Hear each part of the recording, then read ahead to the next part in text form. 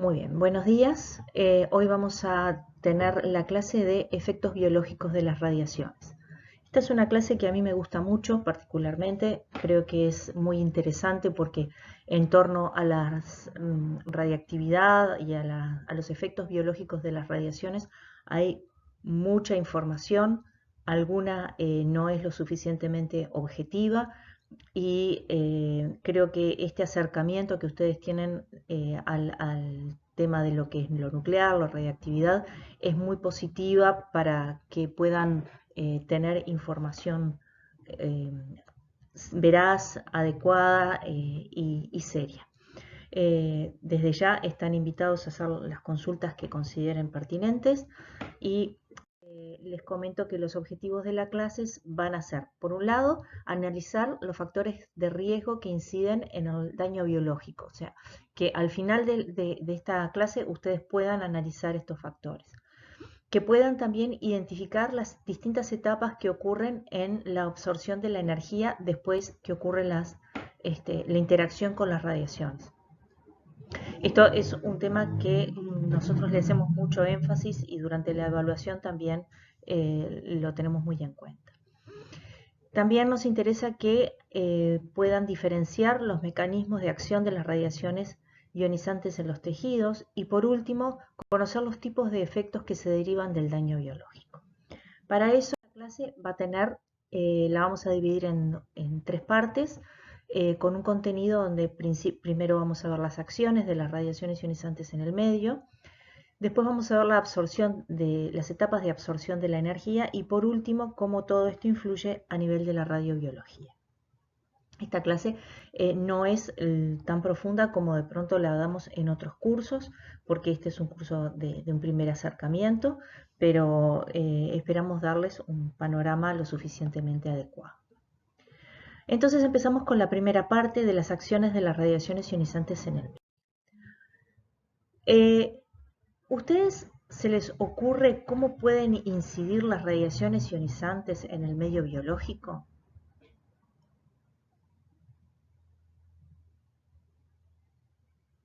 Llegan las radiaciones a nuestro cuerpo y ¿qué es lo que pasa? ¿Qué se imaginan ustedes que puede estar sucediendo?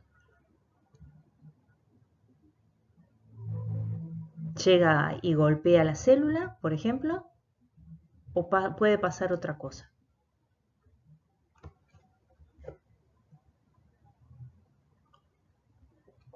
Bueno, están muy timidones.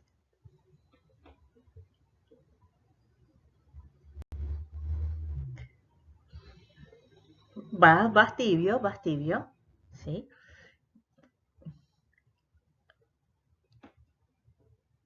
Vas tibio. Muy bien, eso que me estás diciendo, Rubén, es muy interesante y va de la mano de una cantidad de preconceptos que traemos desde que nos nutrimos de otras fuentes que no son de repente nuestros estudios formales. Y me parece muy valioso porque dentro de un rato lo vamos a retomar y analizar. Pero como decía el compañero, pueden haber efectos. Primero vamos a empezar mirando muy básicamente, ¿tá? Mucho más simple que las generaciones o los cromosomas. Cuando llega la radiación a un tejido biológico, un medio biológico, puede ser un tejido, una célula, puede incidir directamente sobre la célula, ¿tá? Y a eso le vamos a llamar efecto directo, ¿tá? Nosotros siempre pensamos que actúa sobre el ADN, que bueno, al final del día va a ser el objetivo final, pero también puede incidir sobre una membrana o puede incidir sobre un organelo. Nosotros acá ponemos una cadena de ADN porque es bien gráfico, ¿tá? Pero lo que les quiero recalcar es que bueno, la radiación puede llegar directamente, incidir sobre el medio biológico y producir un daño. Ahora, dentro de las radiaciones que pueden producir este daño, hay algunas que tienen más probabilidad que otras, ¿tá? Y lo vamos a ver un poquito más adelante, pero desde ya les adelanto que las particuladas, como por ejemplo los neutrones o las alfa, son las que pueden generar más daño directo. El otro tipo de daño que podemos llegar a tener es el indirecto, es decir, la radiación viene desde afuera, incide sobre el medio biológico, ¿tá? Particularmente como tenemos mucha agua, sobre moléculas de agua. Estas moléculas de agua sufren alteraciones, ¿tá? En particular pueden ser radicales libres, y estas especies reactivas que se generaron por la incidencia de las radiaciones son las que producen daños en el medio biológico a partir de su radiólisis. Entonces, durante el resto de la clase vamos a estar conversando sobre los efectos directos, los indirectos y qué pasa a partir de cada uno de ellos. Dentro de los efectos directos, ¿tá? Hay algunos factores que son importantes en el momento de producir el daño. Yo les pregunto, ¿ustedes vieron en teóricos anteriores los conceptos de poder de penetración, transferencia lineal de energía, ionización específica? ¿Recuerdan haber visto algo de esto?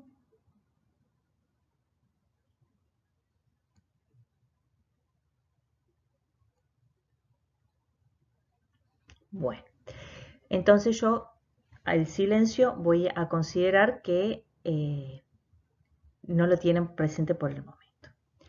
Cuando una radiación incide en forma directa, ¿tá?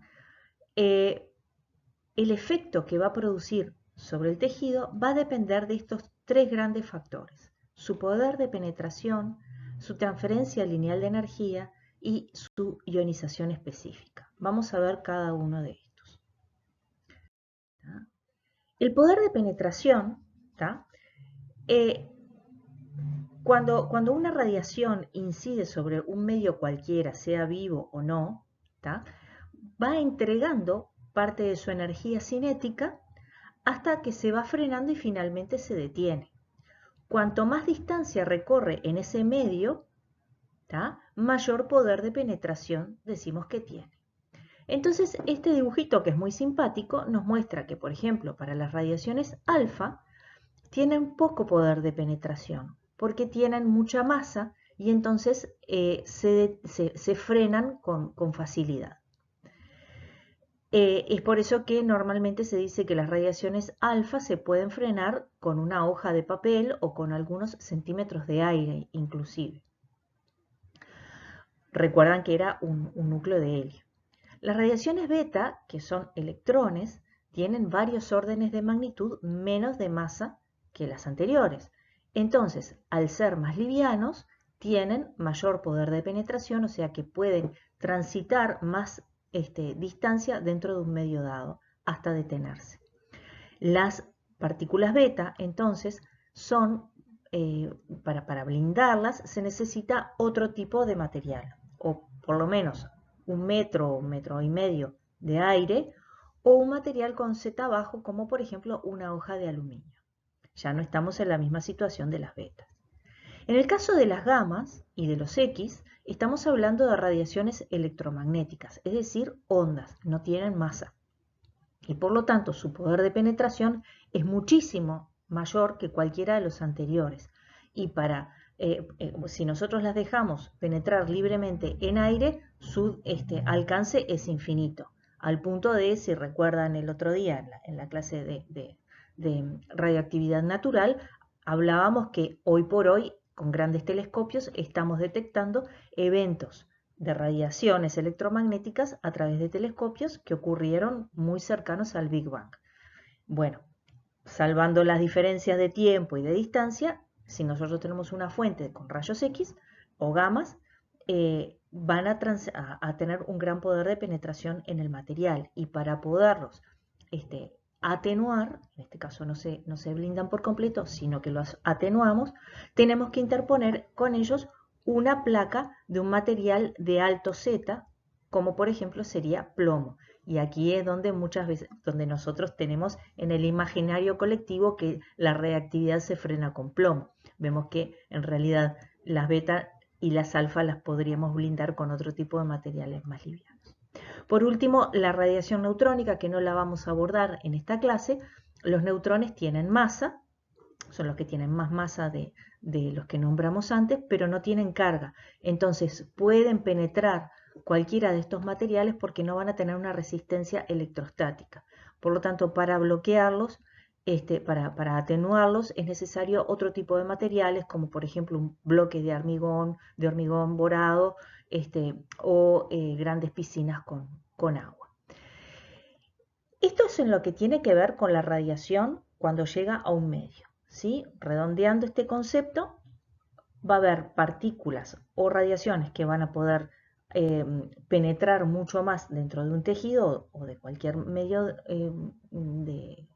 sólido o líquido, y otros que van a tener menos poder de penetración, como las alfas. Esto va a tener una influencia, que la vamos a ver en las siguientes diapositivas. Acá lo que les puse es esta relación donde vemos que las alfa tienen menos poder de penetración que las beta y estas a su vez menos que las gamma. ¿Tá? ¿Cómo se da la mano el concepto de poder de penetración con los que vienen después? Bueno, vamos a ver qué es cada uno de ellos. La transferencia lineal de energía corresponde a la energía que se deposita por unidad de trayecto en los procesos de ionización y de excitación. Las radiaciones que vimos antes, a medida que van ingresando en estos materiales, van chocando con los átomos y entregándoles en esa energía cinética que traían, la van entregando a los átomos del medio. Y a esos átomos les van a producir procesos de ionización, procesos de excitación. Esos procesos van a recibir una cantidad de energía, como les estoy marcando acá con el puntito rojo. La transferencia lineal de energía va a depender de cuánta distancia pudo recorrer esa radiación en el medio. Entonces, si la distancia que recorrió la radiación en el medio es poca, este cociente va a ser alto, ¿sí? Porque mucha energía se dejó en poco espacio. Si la radiación que estamos estudiando recorrió mayor distancia, este cociente va a ser menor y por lo tanto la transferencia lineal de energía, o sea, la ionización y excitación que se produjo en ese trayecto, va a ser menor. ¿Qué tiene que ver esto con la ionización específica? Pues mucho. Fíjense, la ionización específica es el número de pares de iones que se producen por unidad de trayectoria. Es decir, que si yo tengo un alto LED, voy a tener muchos pares de iones. Por lo tanto, voy a tener una alta ionización específica. Si tengo menos LED, o sea, menos energía entregada por unidad de trayectoria, voy a tener menos ionización específica. Y esto lo podemos ver en este grafiquito, donde tenemos una fuente alfa, que recordemos era pesada, era un núcleo de helio, y recorría muy poca distancia. Acá está ejemplificado con 1 milímetro. En 1 milímetro puede llegar a generar miles de pares de iones, arrastrando electrones de las capas externas de los átomos que se encuentran en su camino, hasta finalmente detenerse y ella neutralizarse. Este pedazo de masa quedó alterado. Las partículas beta, que dijimos que eran electrones, van a tener, por un lado, una trayectoria que no es lineal. En esta sí es lineal, porque se detiene rápidamente y no anda rebotando. Pero esta, como es más pequeñita, podríamos decir que esta sería como una bola de bolos, en una trayectoria, y esta sería como una pelota de ping pong en esa misma trayectoria, rebotando mucho. Entonces, a lo que rebota y tiene una trayectoria mayor, porque en realidad acá recorrió más de 1 milímetro, fue dejando menos pares de iones y por lo tanto produciendo menos ionización. Entonces ven que la alfa, que recorrió poca distancia, generó muchos pares de iones, o sea, tiene mucha transferencia lineal de energía. Este LED, perdón, me olvidé decirles, es la sigla en inglés. En cambio, la beta, que recorrió más distancia, generó un cociente menor y por lo tanto una menor ionización específica. ¿Tienen dudas hasta acá? Bien, están calladitos hoy. A ver. Bueno, gracias. En este caso, la relación que tiene la transferencia lineal de energía y la ionización específica es inversa a la que habíamos visto en el caso del poder de penetración. Las alfa tienen poco poder de penetración, pero tienen alta ionización específica y alto LED. Después le siguen las beta y por último las gamas. Las gamas en este caso atravesarían linealmente y apenas dejarían alguna interacción en esta distancia que pusimos como ejemplo. Los directos que les comentaba tienen un mayor peso estadístico que los que vimos anteriores de efectos directos. Perdón, que las alfa eran menos peligrosas que las beta y a su vez, menos peligrosas que las gamma. Si tenemos contaminación dentro de nuestro organismo, las alfa son las más peligrosas, las beta menos y las gamma, por último, las menos dañinas. A mí me parece que este es un aspecto muy importante a destacar y a tener presente, así que se los recalco. Para redondear entonces esta primera parte de lo que hablamos, tengan presente que la transferencia lineal de energía es la energía entregada en una estructura biológica por unidad de recorrido lineal, que es baja para las radiaciones electromagnéticas como las gamma o eventualmente los rayos X, y para las beta y las alfas el LED es alto y por lo tanto el riesgo de daño también. Entonces, habiendo hecho esta introducción de cómo se produce la interacción de las radiaciones ionizantes en el medio, que no necesariamente tiene que ser biológico, nosotros lo pusimos este ejemplo porque es el tema de hoy, pero estos mismos conceptos aplican para un medio inerte, vamos a pasar a conversar sobre las etapas de absorción de la energía. Ahora sí nos metemos en un cuerpo biológico. ¿Qué ocurre después que una persona o un ser vivo recibe el impacto de una radiación ionizante? ¿A ustedes qué se les ocurre? Vamos a tener una cantidad de eventos uno después del otro. Vamos a tener eventos químicos solamente, vamos a tener efectos biológicos inmediatos. Bueno, para estudiarlo con más orden, para que sea más fácil seguirlo, vamos a dividirlo en distintas etapas de absorción de la energía. Y lo vamos a dividir de esta forma. En eventos físicos, donde primero llega el impacto de la partícula, después esta va a desencadenar eventos químicos, y por último vamos a ver los eventos celulares. Los eventos físicos en la absorción de la energía son muy rápidos. Fíjense que la transferencia de la energía a moléculas del medio ocurre del orden de 10 a la menos 17 a 10 a la menos 16 segundos. Son tiempos tan cortos que conceptualmente dificilísimos de imaginar. Después que esa partícula o ese haz interactuó con el medio, esa energía que entregó va a producir átomos o moléculas excitados, y esa excitación va a producir que se rompan las moléculas, produciendo una disociación, o también puede producir ionización, es decir, que se arranquen electrones de las capas más externas de las moléculas. Eso va a generar entonces ionización. Este proceso es muy rápido también y ocurre del orden de 10 a la menos 11 segundos. Después que ocurrió esta interacción y esta ionización, los electrones que se generaron en ese momento, se formó una especie de sopa de electrones, van a volver a su estado energético inicial. Esto se llama la termalización de los electrones. También muy rápido, prácticamente va casi simultáneo con la ionización, y podemos decir que los eventos físicos alcanzan su finalización alrededor de 10 a la menos 10 segundos después que se produjo la interacción con la radiación. Entonces, estos eventos son rapidísimos, pero abren la ventana para los siguientes. ¿Tá? Y los siguientes, ¿tá?, son los eventos químicos.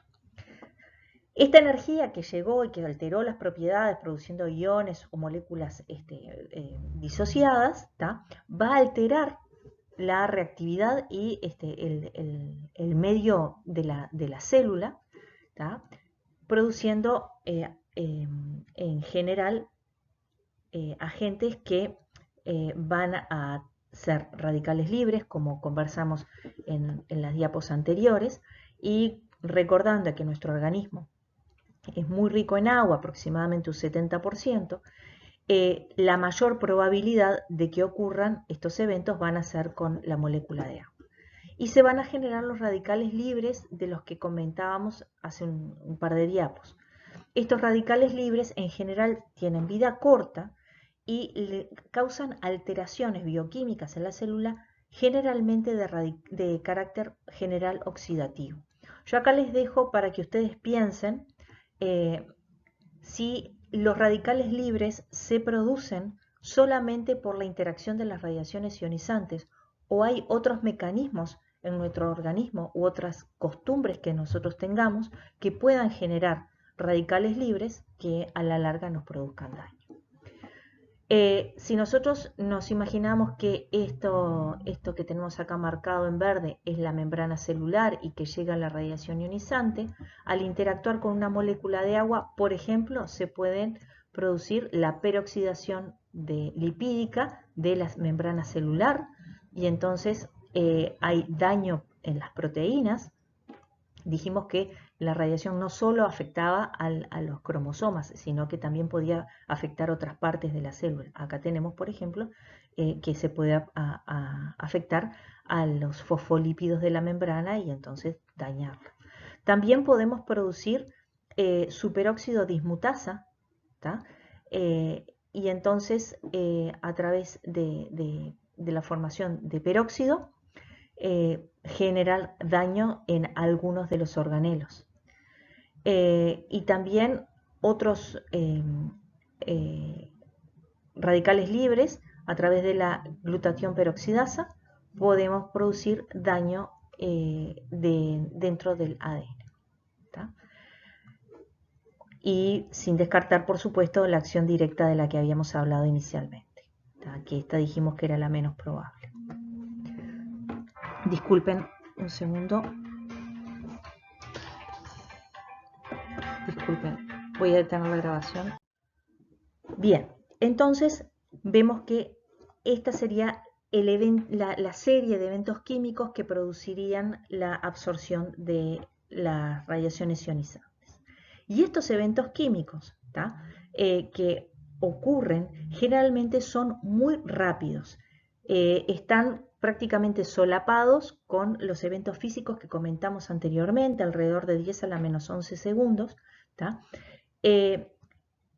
Habíamos dicho que más o menos en ese lapso se alcanzaba el final o la termalización del proceso físico. Pero la cadena de eventos químicos se extiende un tiempo más. No se alcanza rápidamente el equilibrio químico porque, como vemos, se desencadenan distintas vías bioquímicas que pueden producir otras alteraciones que demoran más tiempo. Pueden llegar aproximadamente a durar unos 10 a la menos 5 segundos. Vieron que uno de pronto se imagina que las cosas como que duran más tiempo, pero estos dos eventos son rapidísimos, duran menos que un pestañeo. Ahora sí, después que se produjeron estos dos eventos físicos y químicos, se desencadenan los eventos celulares. Y estos eventos celulares pueden desencadenar eventos biológicos que lleven minutos, horas o, como dijo Rubén al principio, generaciones. Entonces, el efecto resultante que tenga que ver a nivel biológico va a depender, por un lado, de la intensidad de la absorción de la energía y por el otro lado, de la capacidad o no que tengan los tejidos que vamos a afectar de recuperarse. Y por último, la cantidad de ionización que se produzca en el tejido, porque tiene que ver directamente con el poder de penetración y la transferencia lineal de energía que hablábamos en las primeras diapositivas. Ven que todo está de la mano. ¿Tá? Esta densidad de ionización y el daño que se puede producir recibe el nombre de efecto biológico relativo. ¿Tá? Nosotros no vamos a profundizar en el efecto biológico relativo, es algo que vemos en más profundidad en otros cursos, pero vamos a conversar sobre cómo se pueden producir los daños a nivel de los tejidos. ¿Tá? Y lo vamos a estudiar a través del concepto de la radiobiología. La radiobiología es una parte de la ciencia que estudia los efectos de las radiaciones ionizantes en los sistemas vivientes. Y surgió hace ya más de 100 años, ¿tá? Cuando se observó que estas personas que eran científicos que trabajaban con los albores del conocimiento de la radiactividad, trabajaban con fuentes y se contaminaban y se irradiaban porque no conocían los efectos, pero se vio que tenían daños en la piel, que producían llagas y úlceras que demoraban mucho en sanar, ¿tá? Y muchos de ellos desarrollaron cáncer. Entonces, a través de esas observaciones empezó a desarrollar la radiobiología. Como vimos anteriormente, las radiaciones podían llegar al medio biológico impactando directamente en la célula y entregando su energía, o a través de fenómenos químicos, particularmente de radicales libres, que desencadenaban efectos bioquímicos a posteriori. ¿Tá? Perdón. Son los famosos antioxidantes. ¿Tá? La vitamina C, la vitamina E, son, por ejemplo, algunos de los componentes que están en los seres vivos y que nos ayudan a protegernos de esos radicales libres. Y yo vuelvo a una pregunta que les dejé rebotando hace un rato para que después ustedes en un momento de ocio se hagan la composición del lugar. Si estos scavengers, estos antioxidantes que se desarrollaron a lo largo de la evolución, solamente se desarrollaron para protegernos de los radicales libres que se generan de las radiaciones, o si sirven para alguna otra cosa más. ¿Tá? Entonces, poniéndonos en esta situación que dijimos que había eventos directos o indirectos que podían actuar sobre nuestros tejidos, que hay algunos tipos de componentes en nuestro organismo que pueden llegar a protegernos. Vamos a ahora sí ver cómo es la cascada biológica para producir el daño en las células. Viendo los efectos directos, ¿tá?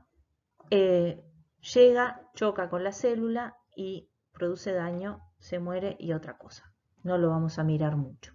Pero cuando ocurren los efectos indirectos, sí tenemos algunas cositas más para mirar. No quiere decir que sea tan liso y llano el directo, simplemente que lo vamos a mirar un poco más con lupa en este caso.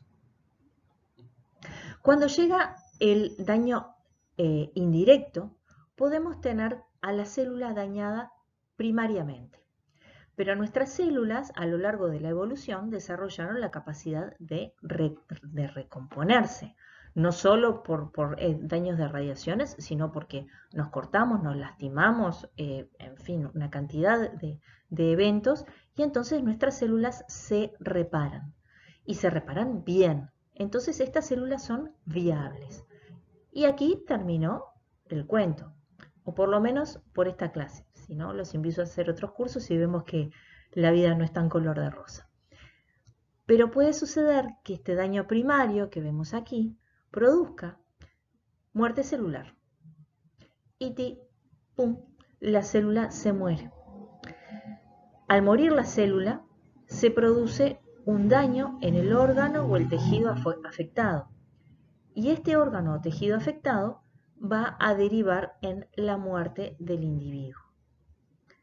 ¿Tá? A esto le vamos a llamar efectos determinísticos. ¿Por qué? Porque si la persona sufre un daño o tejido y la muerte, puede ser la muerte de ese tejido o una necrosis en el tejido circundante, no necesariamente que el individuo se muera, ¿tá? O puede tener graves quemaduras y vivir, ¿tá? Pero esas quemaduras fueron derivadas de la radiación o directamente la radiación ser tan alta que la persona se muera. Pero se llama determinístico porque están directamente vinculados a una incidencia de la radiación. ¿Tá? Por otro lado, este daño primario, que dijimos, por un lado puede repararse en forma viable, por el otro lado puede morirse, puede ser que la célula se repare, pero que no se repare bien. Esta célula queda modificada, sufre una mutación y entonces puede afectar a los tejidos a largo plazo. Puede afectar a dos tipos de tejidos, o tipos de células, mejor dicho. Las células somáticas, que son las que forman nuestro cuerpo, el hígado, los pulmones, el corazón, el cerebro, en fin, los intestinos. ¿Tá? Y si estas células están afectadas, mutadas, pueden a posteriori generar efectos como por ejemplo cáncer. ¿Tá? Particularmente leucemia es el más común. Por otro lado, puede afectar a otro grupo de células, las células germinales, que son aquellas vinculadas con la reproducción.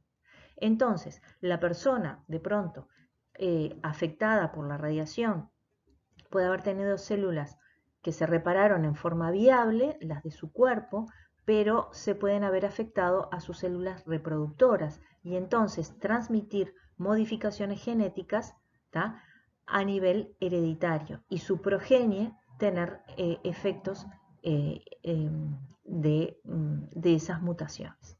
A estos efectos, que en realidad tanto el cáncer como los efectos hereditarios no necesariamente se producen debidos pura y exclusivamente a las radiaciones, porque personas que han estado totalmente con una vida sana o alejada de los eventos más relevantes que aparecen en la historia del ser humano vinculados a las radiaciones, también han tenido progenie con deformidades o abortos o lo que fuera.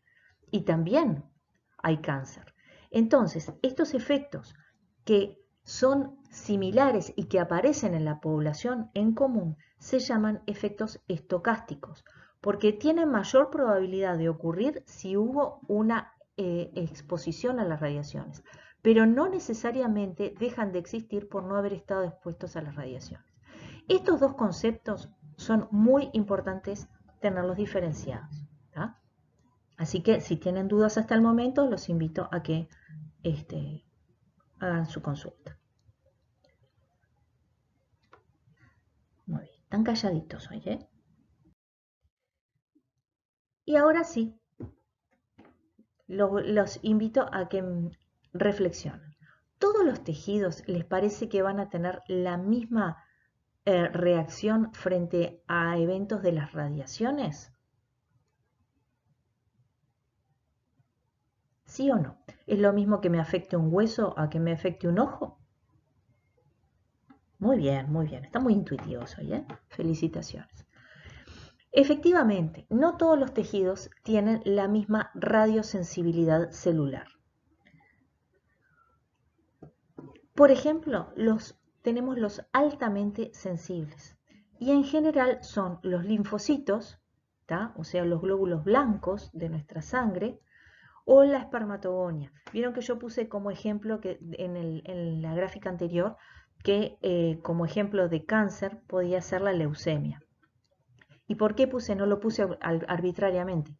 La leucemia es un tipo de cáncer que afecta a los linfocitos. Estos son los más altamente sensibles, junto con la espermatogonia, que no son los espermatozoides, sino todo el proceso de generación de los espermatozoides. ¿Tá? ¿Por qué son altamente sensibles? Porque tienen una alta reproducción, se renuevan con mucha rapidez. Entonces, al tener una alta renovación celular, es posible que se afecte al proceso de la mitosis y por lo tanto se introduzcan daños en la célula y ésta pueda o bien morir o bien sufrir mutaciones. Entonces, estos son los tejidos altamente sensibles. Después tenemos otros que son sensibles, pero que aguantan un poquito más de radiación y que los llamamos relativamente sensibles. Estos son los mielocitos, que son los tejidos que se produce en la médula ósea, que igual es sensible, pero también produce a los cuerpos celulares, como los glóbulos rojos, ¿tá? Y las células intestinales, que al igual que las anteriores, tienen una alta tasa de reproducción y entonces también pueden sufrir daños en algún momento de su mitosis. Después tenemos los que son relativamente resistentes, como los eritrocitos y los espermatozoides o los osteocitos. En este caso, la tasa de reproducción de los eritrocitos y los espermatozoides es nula. ¿Por qué? Los espermatozoides ya no se reproducen porque son células haploides. Solo van, una vez que fecunden un óvulo, se puede producir la reproducción, pero esta célula ya no se reproduce. Por lo tanto, si recibe radiación, o no le pasa nada, o directamente se muere, pero no puede mutar. En el caso de los eritrocitos, son células que no tienen núcleo, por lo tanto no se van a reproducir. O se mueren, o sobreviven y no mutan. Por eso son resistentes.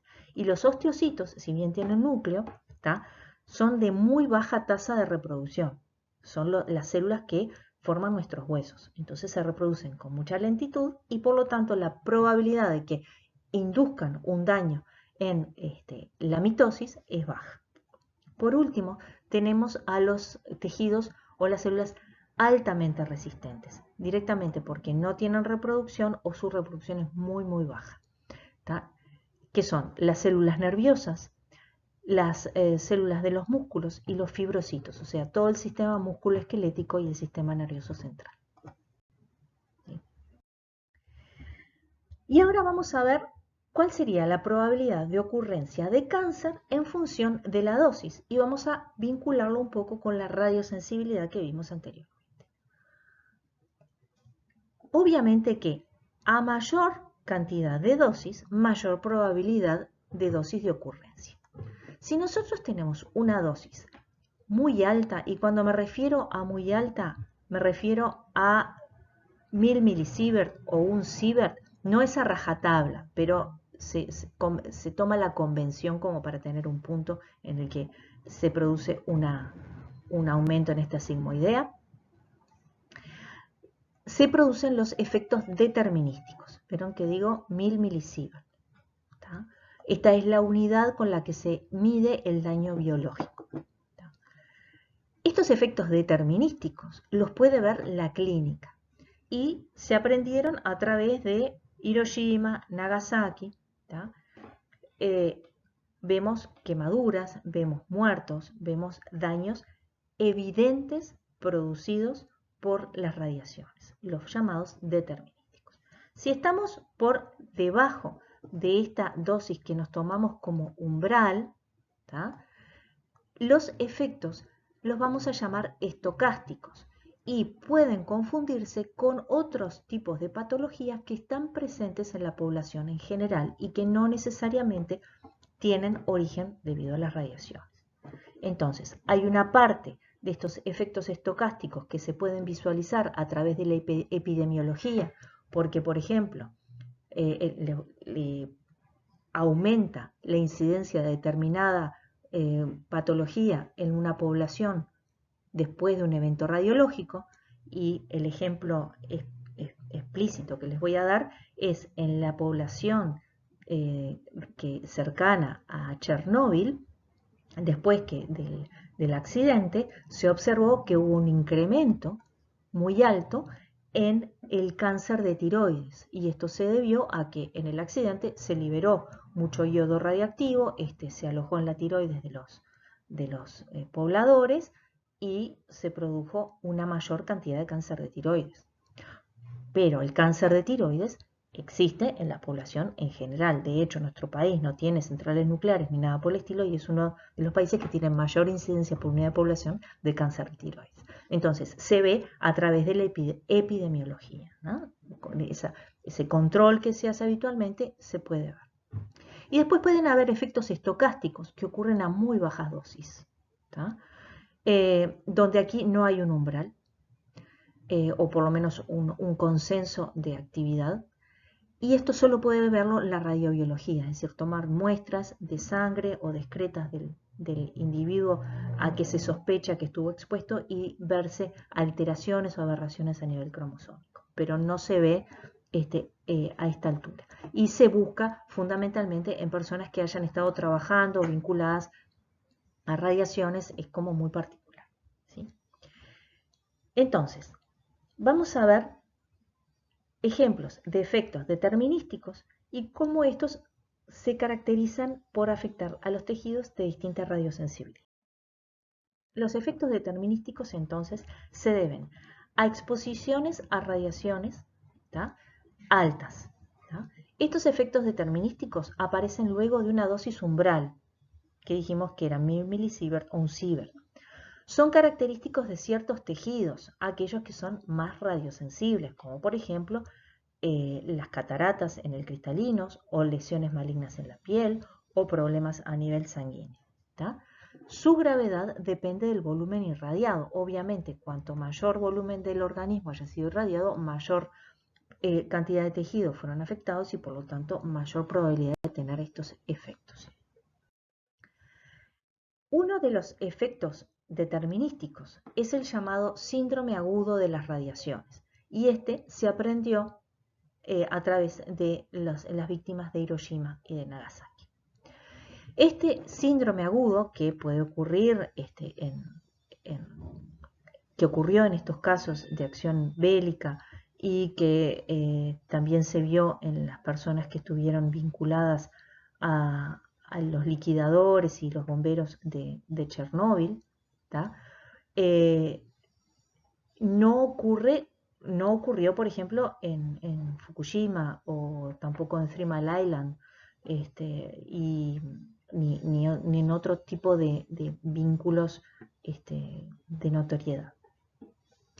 Entonces, lo primero que se observa en estas víctimas es lo que se llama la instancia de prodromo, donde la persona sufre náuseas, vómito o diarrea y ocurre aproximadamente a partir de los 0,5 Gray. Gray es la unidad que mide la cantidad de energía absorbida por unidad de masa. Podemos hacer una traslación y decir que sería aproximadamente 0,5 sievert, dependiendo de la radiación. Nos vamos a tomar esa libertad, no es tan lineal, pero en este momento nos vamos a tomar esa libertad de decir que serían aproximadamente 0,5 sievert. Dijimos que los daños se veían a partir de 1 sievert, pero la etapa de prodromo se puede ver antes y podemos llamarlos también determinísticos. Después hay una latencia. Después que llegó la radiación, tuvo el evento físico, tuvo el evento químico y desencadenó los eventos biológicos. Estos eventos biológicos habíamos dicho que podían demorar algunos minutos o algunas horas, pero también depende de la cantidad de radiación. Este daño biológico va a crecer incluso sin síntomas y puede durar algunos días o algunas semanas, desde horas hasta semanas, dependiendo de la cantidad de radiación. Obviamente, cuanto mayor radiación, menos tiempo en aparecer los daños. Esta latencia, entonces, puede llevar a la última etapa, donde la persona se puede recuperar. Recuerdan que teníamos un momento donde el daño producía una recuperación celular y células viables, o células que estuvieran mutadas, pero esto lo dejábamos para los estocásticos. En el determinístico, la persona puede recuperarse y seguir viviendo alegremente su vida, o puede morir. Parece humor negro, pero bueno, es así. Si la persona sigue avanzando en los daños, ¿tá? Va a tener la enfermedad manifiesta, ¿tá? Entonces, en este caso, la enfermedad manifiesta, el individuo se siente enfermo, se le empieza a caer el pelo, no tiene apetito, no se puede levantar, ¿tá? Y aquí empiezan las etapas de la muerte, ¿tá? Que dependiendo si la dosis fue de cierta magnitud o mayor, va a ocurrir en forma más lenta o más rápida, ¿tá? O sea, cualquiera de estos dos caminos llevan a la muerte. Este es más rápido porque la dosis fue más alta, este es un poco más lento. La muerte puede ocurrir en tres categorías, como les decía, dependiendo de la dosis. La primera es la que llamamos muerte hematopoietica, que ocurre cuando la persona recibe alrededor de 250 o 500 centigrade. Muere aproximadamente entre los 10 a 20 días posteriores a la irradiación. ¿Qué es lo que pasa? Se afectan a los tejidos más radiosensibles. ¿Se acuerdan que habíamos dicho que eran los linfocitos? Al afectar a los linfocitos, que forma parte de nuestro sistema inmune, ¿tá? Este se destruye y la persona queda expuesta a infecciones y por lo tanto se produce una infección generalizada, fiebre, sangrados internos y muerte. Aquí tenemos una persona, una señora que fue víctima de Nagasaki y murió 21 días después del bombardeo por muerte hematopoietica. Si la dosis fue más alta, podemos afectar a los tejidos que habíamos llamado más relativamente radiosensible, que eran las células intestinales. Y en este caso, la dosis es mayor, entre 100 y 1000 centigrade. Y ocurre más pronto, ¿tá? Porque estamos afectando a tejidos que son relativamente sensibles, pero también afectamos a los sensibles, ¿sí? En este caso, la muerte se produce entre 3 a 5 días posteriores a la radiación, donde las células intestinales mueren, entonces se producen úlceras en el intestino. A través de ahí no solo se pierden nutrientes, sino que se produce sepsis generalizada, sangrado, infección y muerte. Y por último, si la dosis fue muy alta, se produce lo que se llama la muerte del sistema nervioso central, donde es superior a los 1000 centigrade, y este ocurre pocas horas después de la irradiación. ¿Por qué? Porque se afectó no solo a los tejidos radiosensibles, sino a los más radioresistentes. Estos dejan de funcionar porque se afecta a la bomba de sodio neuronal. Ya no hay un tema de reproducción celular, sino de funcionamiento celular. Entonces, al no haber intercambio de sodio, no hay una reproducción, no hay una adecuada secreción de neurotransmisores, ¿tá? Se pierde la coordinación motora, hay ataxia, se produce estupor y finalmente fallo cardiovascular y la muerte de la persona. Aquí en esta zona que están estas gráficas un poco raras es porque no hay consenso y básicamente no hay evidencias científicas congruentes. Por eso es que no hay una definición. Existe una teoría que dice que los efectos son directamente lineales, o sea, baja dosis, bajo efecto. Alta dosis, alto efecto. Sin embargo, hay algunos estudios a nivel de estudios celulares que dicen que demuestran que dependiendo de algunos tejidos, de algunas muestras celulares, a bajas dosis hay mayor radiosensibilidad y mayor riesgo de cáncer. Pero hay otros tipos de estudios celulares que dicen que por debajo de cierto umbral que anda alrededor de 0,1 gray, se produce una especie de efecto radioprotector, como que el organismo genera ciertas sustancias que producen resistencia de las células y le llaman un efecto de hormesis, como una analogía a la homeopatía. Hay tejidos que cumplen esto y hay tejidos que cumplen esto. Entonces, por eso les decía que no hay un consenso. Todavía hay mucho para transitar. En principio, al momento de hacer estudios dosimétricos o de tener que hacer traslaciones, se toma el modelo lineal como el modelo más representativo de la situación. Entonces, a largo plazo, los modelos estocásticos pueden variar en malignidad y en el periodo de latencia dependiendo de la cantidad de dosis absorbida. La leucemia tiene un periodo de latencia que puede rondar los 5 a 10 años y tumores sólidos de 20 a 30 años. ¿Qué es lo que pasa con esto?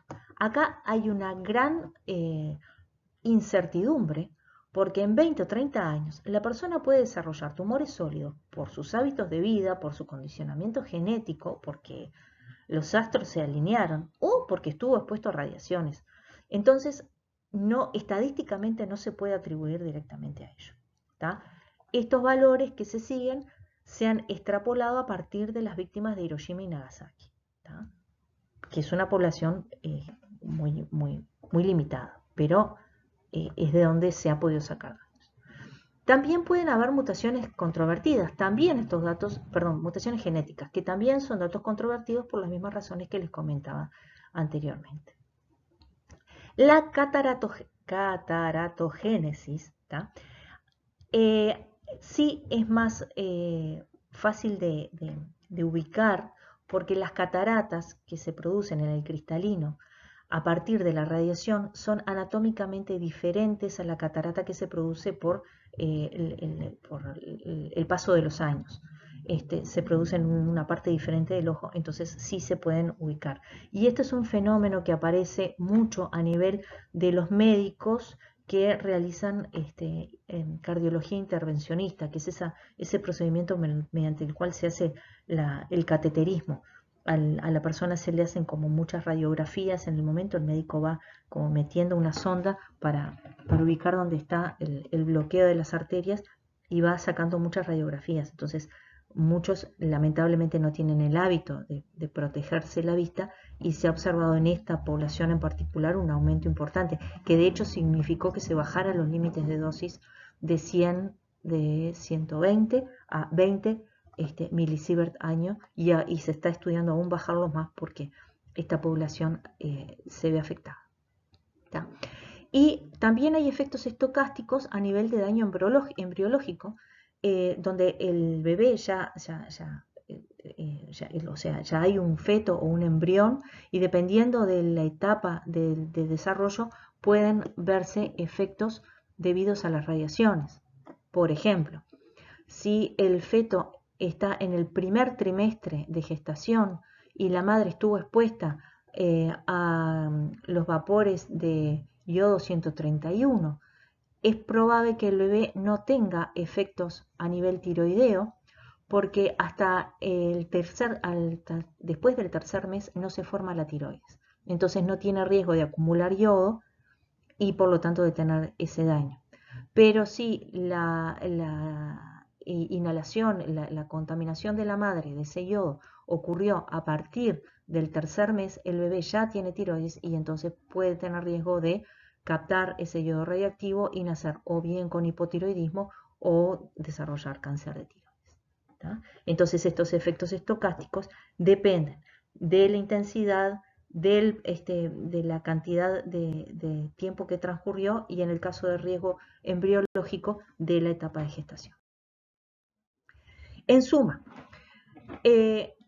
para el caso de las radiaciones existe un periodo de latencia previo a la manifestación de los daños. Por eso muchas veces los accidentes que han ocurrido no vinculados a los eventos que comentábamos hoy de gran impacto, de gran trascendencia a nivel mundial, sino de pronto accidentes a nivel de la industria o de la medicina, como hay un periodo de latencia, se demora en manifestar y entonces no se sabe bien qué pasó. Y esa etapa de prodromo, donde la persona tiene náuseas, vómitos, diarrea, en algún caso, en algún accidente, como por ejemplo fue Goiânia, que si después les interesa se los cuento, se pensaba que era un virus. ¿Tá?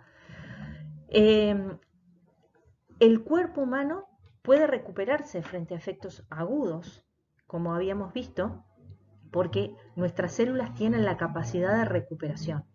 esa recuperación puede llevar a que la persona tenga una vida sana y feliz, como afortunadamente a muchas personas les pasó, o puede ocurrir, ¿tá?, que esos eventos agudos se trasladen a la muerte, ¿tá? Los daños a largo plazo, ¿tá?, pueden ser enfermedades comunes en la población, entonces eso lleva a que haya muchas veces controversias y que no necesariamente se puede responder en blanco y negro. Y muchas veces el público en general quiere respuestas en blanco y negro y no las hay, ¿tá? Como sucede, por ejemplo, en esta situación que estamos viviendo de COVID, salvando las diferencias, no hay respuestas en blanco y negro, ¿no? Los daños a largo plazo tienden a ser acumulativos, ¿tá?, y son independientes de la fuente de la radiación. Por eso uno tiene que cuidarse siempre de las radiaciones por este efecto acumulativo. No importa si yo hoy estoy trabajando con una fuentecita chiquita, tengo que tratarla con respeto y tengo que asumir todos los cuidados que implican la manipulación de las fuentes. Y ahora yo voy terminando la clase y les voy a dejar una pregunta planteada que, si ustedes tienen ganas ahora, podemos conversar un poquito acerca de ellos, o se los dejo picando igual que le dejé picando la de los radicales libres. ¿A ustedes les parece que es posible que los seres humanos, como sociedad en general, saquemos alguna ventaja de los efectos biológicos de las radiaciones ionizantes? Siento que se produce muerte, siento que hay efectos agudos, siento que hay contaminación. A pesar de todo eso, ¿podemos sacar algún tipo de ventaja? Esta pregunta se las dejo picando y detengo la grabación para que conversemos si quieren.